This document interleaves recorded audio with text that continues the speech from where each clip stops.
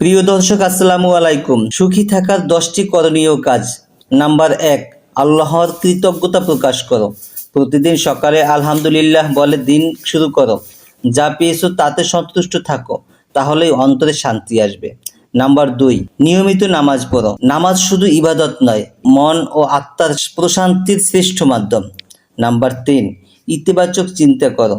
নেতিবাচক চিন্তা ধরে রেখো। সমস্যার মধ্যেও সুযোগ দেখতে শেখো। নাম্বার 4, অন্যকে সাহায্য করো।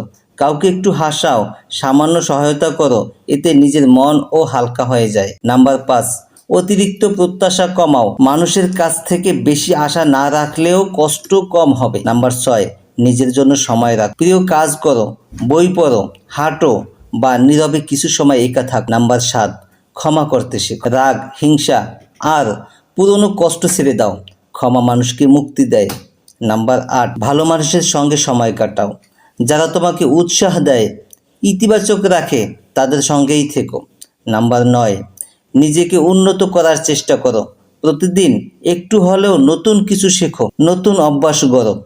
নাম্বার 10, আল্লাহর উপর ভরসা রাখো। সব কিছু তার হাতে, তাই মন শান্ত রাখো, তাওয়াক্কুল করো, ভরসা রাখো আল্লাহর উপর। সুখ আসে তখনই যখন মন শান্ত থাকে, আর মন শান্ত থাকে যখন তা আল্লাহর স্মরণে ভরে যায়। তাই আল্লাহর হুকুমগুলো সঠিকভাবে পালন করো, দেখবে তোমার থেকে সুখী আর কেউ নেই। ধন্যবাদ। ভিডিওটি ভালো লাগলে অবশ্যই লাইক কমেন্ট করবে। আল্লাহ হাফেজ।